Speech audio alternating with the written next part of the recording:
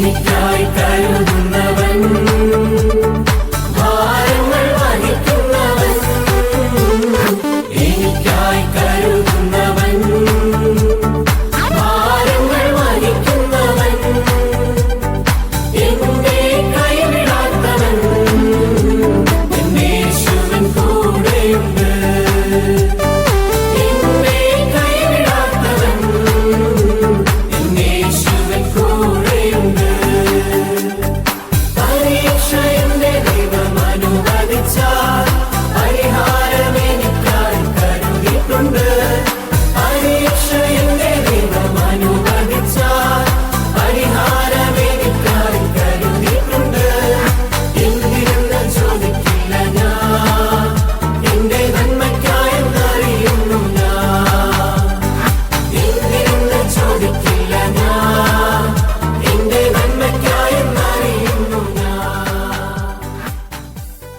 എല്ലാവർക്കും പ്രഭാതവന്ദനങ്ങൾ അറിയിക്കുന്നു.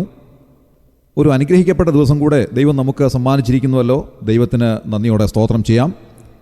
ഇന്ന് രാവിലെ നമ്മുടെ ധ്യാനത്തിനായി ഒരു വാക്യം വായിക്കുവാൻ ആഗ്രഹിക്കുന്നു. 56-ാം സങ്കീർത്തനം 9-ാം വാക്യത്തിൻ്റെ അവസാന ഭാഗം. ദൈവം എനിക്ക് അനുകൂലമെന്ന് ഞാൻ അറിയുന്നു. ഇത് ദാവീദ് രാജാവിൻ്റെ വാക്കുകളാണ്. സങ്കീർത്തനത്തിൻ്റെ ആരംഭ ഭാഗത്ത് അതിൻ്റെ ഇൻട്രൊഡക്ഷനിൽ നാം കാണുന്നത് ഫെലിസ്ത്യർ ദാവീദിനെ ഗത്തിൽ വെച്ച് പിടിച്ചപ്പോൾ താൻ എഴുതിയതായ സങ്കീർത്തനമാണ് എന്നുള്ളതത്രേ. അതുകൊണ്ടാണ് സങ്കീർത്തനത്തിൻ്റെ ആരംഭ വാക്യങ്ങളിൽ നാം വായിക്കുന്നത്, ദൈവമേ എന്നോട് കൃപയുണ്ടാകണമേ, മനുഷ്യർ എന്നെ വിഴുങ്ങുവാൻ പോകുന്നു, അവർ ഇടവിടാതെ പൊരുത് എന്നെ ഞെരുക്കുന്നു. അങ്ങനെ നാം താഴോട്ട് വായിക്കുമ്പോൾ കാണാൻ സാധിക്കുന്നത്, ശത്രുക്കളുടെ കൈകളിൽ അകപ്പെട്ടതായ നിമിഷത്തിൽ ദാവീദ് അനുഭവിച്ച മാനസിക വ്യഥ, തൻ്റെ പ്രയാസം എത്രമാത്രമുണ്ട് എന്നുള്ളത് വെളിവാക്കുന്ന വാക്കുകൾ തന്നെയാണ്. എന്നാൽ ഈ കഠിനമായ വ്യഥയുടെ മധ്യത്തിലും ദാവീദ് ചെയ്യുന്നത് എന്താണ്? തൻ്റെ ഏറ്റവും വലിയ പ്രയാസത്തിൻ്റെ മധ്യത്തിലും താൻ ദൈവത്തിൽ അടിയുറച്ച് വിശ്വസിക്കുകയും ആശ്രയിക്കുകയും ചെയ്യുകയാണ്. അങ്ങനെ ദൈവത്തിൽ ആശ്രയിച്ചുകൊണ്ട് തൻ്റെ അടിയുറച്ച വിശ്വാസത്തെ താൻ വാക്കുകളിലൂടെ എഴുതിയിരിക്കുന്ന സങ്കീർത്തനമാണല്ലോ 56-ാം സങ്കീർത്തനം.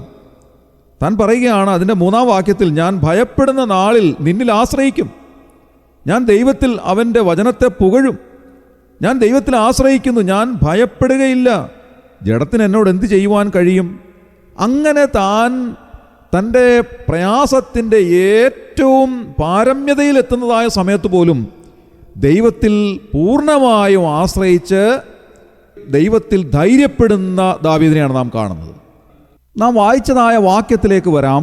ദൈവം എനിക്ക് അനുകൂലമെന്ന് ഞാൻ അറിയുന്നു. ഇത് വളരെ പ്രധാനപ്പെട്ടതായ ഒരു തിരിച്ചറിവാണ്.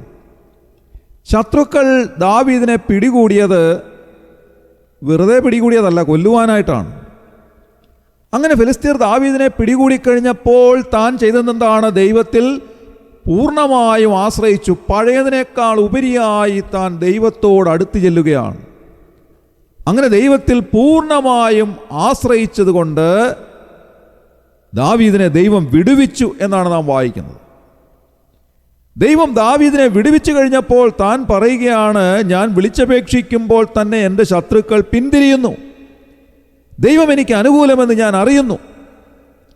ജീവിതത്തിലെ വളരെ പ്രധാനപ്പെട്ടതായ ഒരു സമയത്ത് ദൈവം അനുകൂലമെന്ന് തിരിച്ചറിയുവാൻ തനിക്ക് സാധിച്ചു എന്നുള്ളത് നിസ്സാരമായ ഒരു കാര്യമല്ല. നമ്മുടെ ജീവിതത്തിൻ്റെ പ്രധാനപ്പെട്ടതായ സമയങ്ങളിൽ ദൈവം എനിക്ക് അനുകൂലമാണ് എന്ന് പറയുവാൻ നമുക്ക് സാധിക്കുമോ? ഒന്ന് പിന്തിരിഞ്ഞ് നോക്കുമ്പോൾ നമ്മുടെ ജീവിതത്തിൽ എത്രയോ തവണ ദൈവം എനിക്ക് അനുകൂലമായിരുന്നു, അനുകൂലമാണ് എന്ന് പറയുവാനിടയാക്കിയ സാഹചര്യങ്ങളുണ്ട്. അതേസമയം തന്നെ ദൈവം എനിക്ക് വിരോധമായി പുറപ്പെട്ടിരിക്കുന്നു എന്ന് പറയത്തക്ക സാഹചര്യവും ചിലപ്പോഴെങ്കിലും കണ്ടെന്നിരിക്കാം. രൂത്തിൻ്റെ പുസ്തകം 1-ാം അധ്യായത്തിൽ നവോമിയെ സംബന്ധിച്ച് നാം വായിക്കുന്നതായ ഭാഗത്ത് നവോമി പറയുന്നതായ ഒരു വാക്യമുണ്ട്. രൂത്തിൻ്റെ പുസ്തകം 1-ാം അധ്യായം 21-ാം വാക്യത്തിലാണത് എഴുതിയിട്ടുള്ളത്. അവിടെ നാം വായിക്കുന്നത് ഇങ്ങനെയാണ്: നിറഞ്ഞവളായി ഞാൻ പോയി, ഒഴിഞ്ഞവളായി യഹോവ എന്നെ മടക്കി വരുത്തിയിരിക്കുന്നു. യഹോവ എനിക്ക് വിരോധമായി സാക്ഷീകരിക്കുകയും സർവശക്തൻ എന്നെ ദുഃഖിപ്പിക്കുകയും ചെയ്തിരിക്കെ നിങ്ങൾ എന്നെ നവോമി എന്ന് വിളിക്കുന്നത് എന്ത്? ചരിത്രം നമുക്ക് അറിവുള്ളതാണ്. എലീമേലെക്കും കുടുംബവും ബേത്ലഹേമിലെ ക്ഷാമത്തിൻ്റെ സമയത്ത് മോവാബ് ദേശത്തേക്ക് പോയി, പരദേശികളായി പാർക്കുവാനായിട്ട് പോയി. അവിടെ ചെന്ന് എലീമേലേക്ക് മരിച്ചു. മക്കളായ മഹ്ലോനും ഗില്യോനും മരിച്ചു. മരുമക്കളിൽ ഒരുവൾ നവോമിയെ വിട്ടുപിരിഞ്ഞു പോയി. എന്നാൽ രൂത്ത് അവളോട് പറ്റി നിന്നു. ബേത്ലഹേമിലെ ക്ഷാമം അവസാനിച്ചു എന്നുള്ള വാർത്ത കേട്ടപ്പോൾ നവോമി തിരിച്ചു വരികയാണ്. തന്നോട് കൂടെ നിന്ന മരുമകൾ രൂത്തും ഒരുമിച്ച് ബേത്ലഹേമിലേക്ക് മടങ്ങി വന്നപ്പോൾ ജനമെല്ലാം ഇളകി നവോമിയെ കാണുവാനായി ചെന്നു. അപ്പോൾ നവോമി പറയുന്ന വാക്കുകളാണിത്: യഹോവയുടെ കൈ എനിക്ക് വിരോധമായി പുറപ്പെട്ടിരിക്കെ നിങ്ങൾ എന്നെ നവോമി എന്ന് വിളിക്കുന്നത് എന്ത് എന്ന് ചോദിക്കുന്നു. എൻ്റെ പ്രിയമുള്ളവരെ, ചിലപ്പോഴെങ്കിലും നാം അറിയാതെ ചിന്തിച്ചിട്ടുണ്ടാകാം, യഹോവയുടെ കൈ എനിക്ക് വിരോധമായി പുറപ്പെട്ടിരിക്കുന്നുവോ?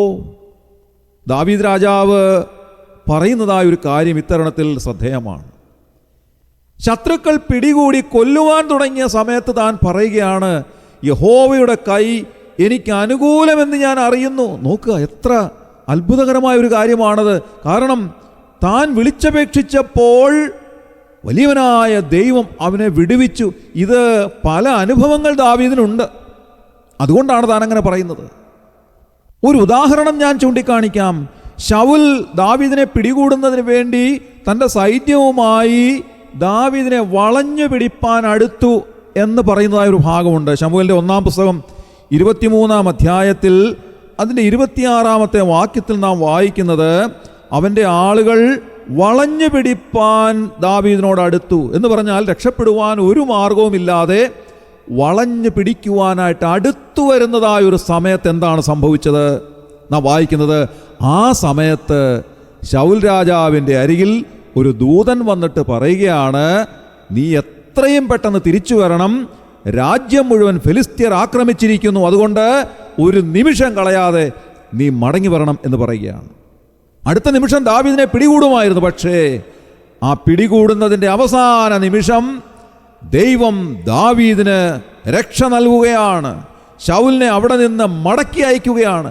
ഇതെല്ലാം കണ്ടുകൊണ്ടാണ് ദാവീദ് പറയുന്നത്, വലിയവനായ ദൈവം എനിക്ക് അനുകൂലമെന്ന് ഞാൻ അറിയുന്നു. പ്രിയമുള്ളവരെ, എത്രയോ അവസരങ്ങൾ നമ്മുടെ ജീവിതത്തിൽ ഇങ്ങനെ പറയുവാനായിട്ട് നമുക്ക് ലഭിച്ചിട്ടുണ്ട്. നാം തകർന്നു പോകാവുന്ന ആ സാഹചര്യങ്ങളുണ്ടായപ്പോൾ അതിൻ്റെ അവസാന നിമിഷം വലിയവനായ ദൈവം അത്ഭുതകരമായി നമ്മെ സഹായിച്ച, നമ്മെ വിടുവിച്ച, നമ്മെ ധൈര്യപ്പെടുത്തിയ, നമുക്ക് അനുകൂലമെന്ന് തിരിച്ചറിയുവാൻ നമ്മെ സഹായിച്ച എത്രയോ സന്ദർഭങ്ങൾ നമ്മുടെ ജീവിതത്തിലുണ്ട്. വാസ്തവത്തിൽ കർത്താവായ യേശുക്രിസ്തുവിലൂടെ ദൈവം ലോകത്തിന് ദാനമായി നൽകിയ രക്ഷയെ സംബന്ധിച്ച് നോക്കുമ്പോൾ തന്നെ ദൈവം നമുക്ക് എത്രമാത്രം അനുകൂലമായിരുന്നു എന്ന് കാണുവാൻ കഴിയും. കൊലോസ് ലേഖനം 2-ാം അധ്യായം 14 മുതലുള്ള വാക്യങ്ങളിൽ നാം വായിക്കുന്നത്, അതിക്രമങ്ങളൊക്കെയും നമ്മോട് ക്ഷമിച്ച ചട്ടങ്ങളാൽ നമുക്ക് വിരോധവും പ്രതികൂലവുമായിരുന്ന കയ്യെഴുത്ത് മായിച്ച് ക്രൂശിൽ തറച്ച് നടുവിൽ നിന്ന് നീക്കിക്കളഞ്ഞു എന്നാണ്. അതുകൊണ്ട് അപ്പോസ്തലനായ പൗലോസ് റോമാലേഖനത്തിൽ പറയുന്ന ഒരു കാര്യം ഇങ്ങനെയാണ്. റോമാലേഖനം 8-ാം അധ്യായം 31-ാമത്തെ വാക്യത്തിൽ, ദൈവം നമുക്ക് അനുകൂലമെങ്കിൽ നമുക്ക് പ്രതികൂലം ആര് എന്നെഴുതിയിരിക്കുന്നു. നോക്കുക, ദൈവം നമുക്ക് അനുകൂലമാണെങ്കിൽ പ്രതികൂലമായി യാതൊന്നിനും നിൽക്കുവാൻ സാധ്യമല്ല. ഇന്ന് രാവിലെ ആ ഒരു വലിയ ബോധ്യം നമുക്കുണ്ടാകുവാൻ കർത്താവ് നമ്മെ സഹായിക്കട്ടെ. കർത്താവായ യേശുക്രിസ്തുവിനെ രക്ഷിതാവും കർത്താവുമായി സ്വീകരിച്ച് ദൈവമക്കളായി തീർന്നിരിക്കുന്നവരെ സംബന്ധിച്ചിടത്തോളം ദൈവം അനുകൂലമായതുകൊണ്ട് അവർക്ക് പ്രതികൂലമായി നിൽക്കുവാൻ ഒന്നിനും സാധ്യമല്ല എന്നുള്ള രൂഢമൂലമായ വിശ്വാസം അവരുടെ ഹൃദയത്തിലുള്ളത് കൊണ്ട് ദൈവം അവരെ സഹായിക്കുന്നു, അനുഗ്രഹിക്കുന്നു. ഇന്ന് രാവിലെ ആ ഒരു വലിയ ഉറപ്പും ധൈര്യവും നമുക്ക് ലഭിക്കുവാൻ കർത്താവ് നമ്മെ ഓരോരുത്തരെയും സഹായിക്കട്ടെ. അതുകൊണ്ടാണല്ലോ നാം ഇങ്ങനെ പാടുന്നത്, ദൈവമെനിക്കനുകൂലം അതു നന്നായി അറിയുന്നു ഞാൻ, ദൈവമെനിക്കനുകൂലം, അതു നന്നായി അറിയുന്നു ഞാൻ. ദൈവമനുകൂലമെങ്കിൽ ആരെനിക്കെതിരായിടും? ദൈവമനുകൂലമെങ്കിൽ ആരെനിക്കെതിരായിടും? ദൈവം നമുക്ക് അനുകൂലമെന്ന് തിരിച്ചറിയുവാൻ നമുക്ക് സാധിക്കണം. എത്രമാത്രം പ്രയാസത്തിലൂടെ കടന്നു പോകുമ്പോഴും ദൈവം എനിക്ക് അനുകൂലമെന്നുള്ള തിരിച്ചറിവ് നമുക്കുണ്ടാകുവാൻ കർത്താവ് നമ്മെ സഹായിക്കട്ടെ. അതുകൊണ്ട് ഏത് പരീക്ഷ വന്നിരുന്നാലും ഏത് പരിശോധനയുടെ മുൻപിലും പതറാതെ പിടിച്ചു നിൽക്കുവാൻ കർത്താവ് നമ്മെ സഹായിക്കും. അങ്ങനെ ഇന്നത്തെ ദിവസം ദൈവത്തിൽ അടിയുറച്ച് വിശ്വസിച്ച് കർത്താവ് എനിക്ക് അനുകൂലമെന്നുള്ള തിരിച്ചറിവോടുകൂടെ ധൈര്യത്തോടെ ജീവിക്കുവാൻ കർത്താവ് എല്ലാവരെയും സഹായിക്കട്ടെ. നമ്മുടെ കണ്ണുകളെ അടയ്ക്കാം, പ്രാർത്ഥിക്കാം. ക്രിസ്തുയേശുവിലൂടെ അതിവാത്സല്യമായി ഞങ്ങളെ സ്നേഹിക്കുന്ന സ്വർഗീയ പിതാവാം നല്ല ദൈവമേ, അനുഗ്രഹകരമായ ഒരു ദിവസം കൂടെ അവിടുന്ന് ഞങ്ങൾക്ക് സമ്മാനിച്ചിരിക്കിയാൽ ഞങ്ങൾ നന്ദിയോടെ സ്തോത്രം ചെയ്യും. കർത്താവെ, അവിടുന്ന് ഞങ്ങൾക്ക് അനുകൂലമെന്നുള്ള വലിയ ബോധ്യം ഞങ്ങൾക്ക് നൽകിയിരിക്കിയാൽ ഞങ്ങൾ നന്ദിയോടെ സ്തുതിക്കുന്നു. ഞങ്ങളുടെ പാപങ്ങളെ ക്ഷമിച്ചു തന്ന് അവിടുത്തെ പുത്രനിലൂടെ ഞങ്ങളെ വീണ്ടെടുത്തത് തന്നെ അവിടുന്ന് ഞങ്ങൾക്ക് അനുകൂലമാണ് എന്നുള്ള വലിയ കാര്യം അവിടുന്ന് ഞങ്ങൾക്ക് വെളിപ്പെടുത്തി തന്നതാകയാൽ ഞങ്ങൾ നന്ദിയോടെ സ്തോത്രം ചെയ്യും.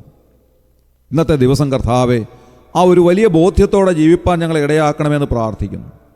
പലപ്പോഴും പരിശോധനകളും പരീക്ഷകളും ഞങ്ങളുടെ ജീവിതത്തിൽ വരുമ്പോൾ യഹോവയുടെ കൈ ഞങ്ങൾക്ക് വിരോധമായി പുറപ്പെട്ടിരിക്കുന്നുവോ എന്ന് നവോമി ചിന്തിച്ചതുപോലെ പലപ്പോഴും ഞങ്ങൾ ചിന്തിക്കാറുണ്ട്.